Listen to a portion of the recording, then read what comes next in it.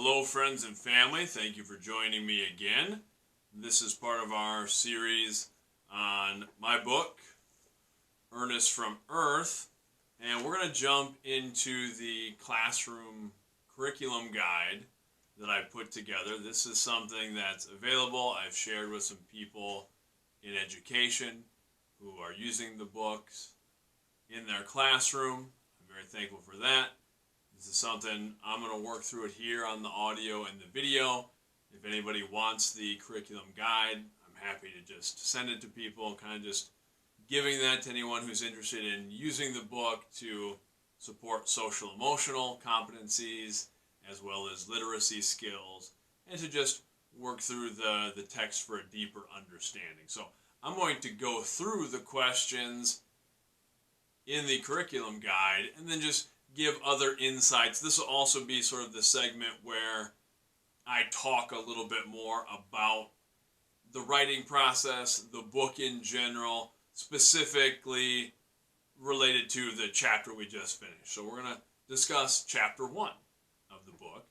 Our SEL focus, our social emotional learning focus, is on social awareness. I do a lot of work related to social emotional learning.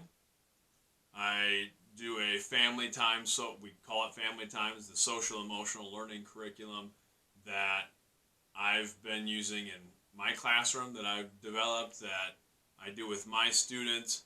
We link it to the CASEL, social emotional learning competencies, which have been adopted by the state of Iowa, where I teach. And I know a lot of other states, a lot of other organizations utilize those same learning competencies or something similar. So I feel like this can be tied in there. And a lot of this book is really focused on social awareness, the idea of pursuing empathy, recognizing, respecting others, treating others with dignity, that sort of thing. So that's kind of our social emotional focus that can be tied in to chapter 1. For our first question, it's just who is the title character? And I try to do this throughout the curriculum guide as well, is give questions at different DOK levels, what we call that in education, depth of knowledge. Things are at the DOK 1 level, are those very simple recall types of questions. Can you recall the name of this character, and so forth. Then we go deeper and deeper, sort of as the questions go on and as the story becomes more complex, as we're trying to do a little more synthesizing and making connections and creative thinking, that sort of thing. And then on the actual curriculum guide, I have those depth of knowledge levels listed. And I also have listed the Common Core language arts standards that are addressed by the different questions. So if someone were using this in a classroom, you could take that and feel confident that we're at least addressing those things. And that's something I know huge for us educators. If we can get something that's kind of ready to roll out, that we can say, yep, I am hitting these standards, check, check, check, boom. Especially if you're in a standards-based situation or standards reference, that's very helpful. So I've tried to do that on the actual curriculum guide. I'm not going to spend a lot of time talking about that now. I just wanted to throw that out there. We'll kind of just work through the questions, but on the actual curriculum guide that's available, those things are marked out there. So who is the title character? He's 12-year-old Ernest Emeka. He is the protagonist, he's the central character. He is Ernest from Earth, which the title should maybe give a little bit of a hint where it's going, that we don't spend all of our time on Earth because it's Ernest from Earth. But Ernest is the character. Just a little background. One of the hardest things for me is coming up with character names. I struggle with that because it's always like, I want the right name. There's something about a name that kind of helps define a character, and I struggle with that a little bit. I came came up with the name Ernest actually because I wanted the character Ernest to be this outside observer, this person through whom we get to view the story. I wanted him to be open-minded, kind of innocent, especially at the beginning, maybe even a little naive. But I wanted him to be earnest, spelled the other way, E-A-R-N-E-S-T. I wanted him to be honest. I wanted him to be true. I wanted him to be just positive and sort of, not that he was always going to be right, but to sort of be a bit of an innocent character, to be earnest in the things that he did. So that's where the name actually Ernest came from. But 12-year-old Ernest Emeka is the title character. Describe him physically. Ernest is tall and thin for his age, but he's got sharp features, square shoulders, short, curly black hair, a light brown complexion. I don't spend a ton of time talking about like skin tone complexions and stuff, but I did want to throw out, it makes maybe a little more sense in contrast as the story goes on, that in this future Earth where the story starts, that the melting pot of our world is sort of continued, and racial, skin tones, all of those things have continued to sort of mix. And I just want to set that as sort of a background detail, not to harp on it. I ask, what might we gather about Ernest beyond his physical appearance? People could answer all sorts of things here, but we might say that Ernest seems to be insightful or intelligent as he's answering the questions in class and giving it some thought. Could say that Ernest is maybe a little unsure of himself because it takes him a moment to raise his hand and he hesitates a little bit when he's going to ask the questions. That's sort of that depth of knowledge level 2, where we want students thinking, making some inferences based on what's being written. What event is Ernest observing at the start of the story? We start the story with Dr. Martin Luther King Jr.'s famous I Have a Dream speech that was given at the March on Washington outside the Lincoln Memorial on August 28th, 1963. It's a bit of foreshadowing, not very subtle foreshadowing, as to the themes of the story. And that's actually the next question. How might this event serve to set the central themes of the story or foreshadow future events? Again, at this point, someone might speculate a lot of things, but we're focusing on racial issues, civil rights, freedom. Any subject like that would make sense to identify.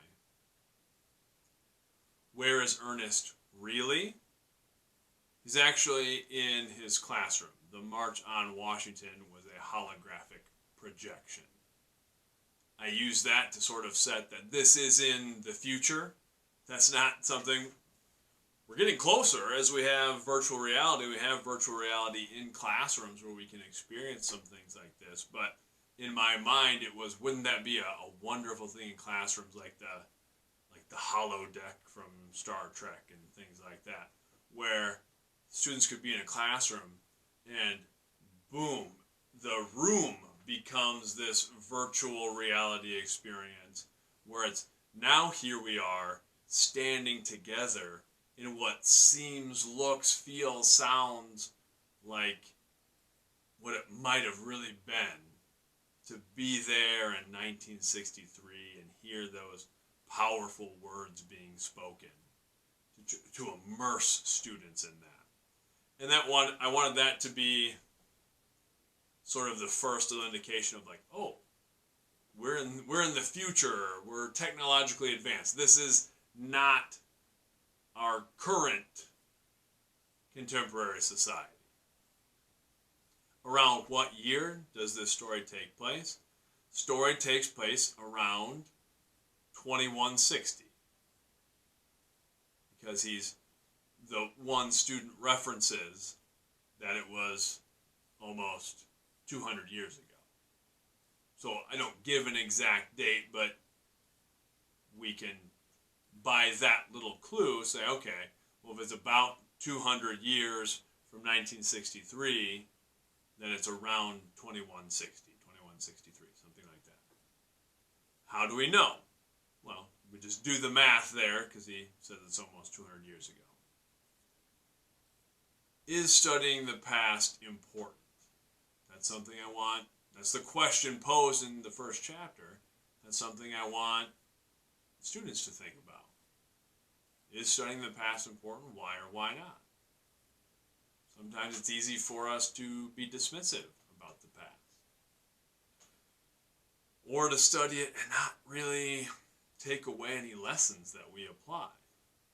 So again, student answers may vary, but one might assert that it is, like Ernest says, important to study the past so that we can ideally learn and let that knowledge impact and influence the decisions we make moving forward. Those are the questions for Chapter 1. I've included vocabulary words.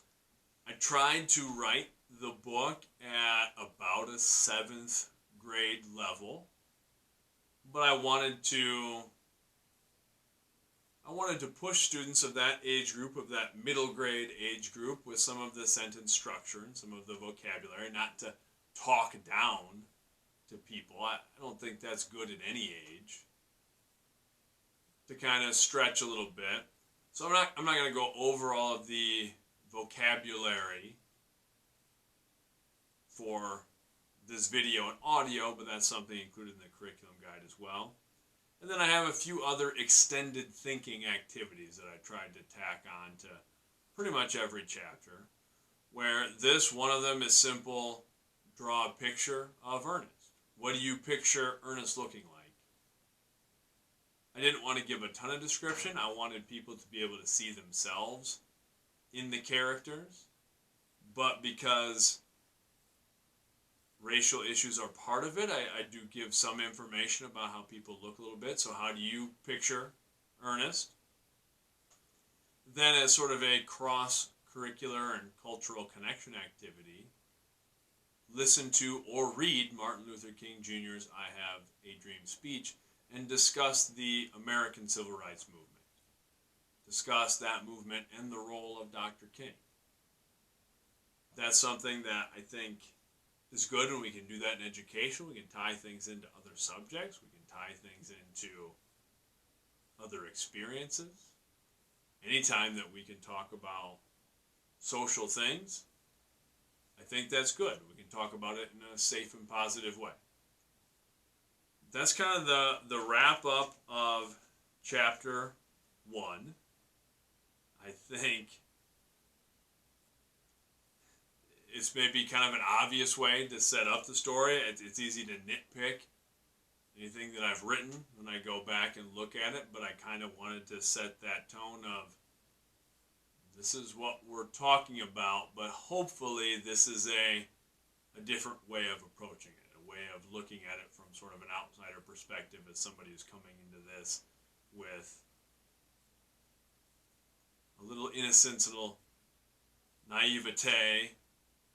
So, thank you for joining me. We'll continue. We'll put up Chapter 2, the audio and the video as I read through that chapter, and then we'll do the same thing like this for every chapter. We'll come back, hit the curriculum guide, work through the questions, and throw out a little insight as that comes along. Thank you so much for joining me. Until next time, much love.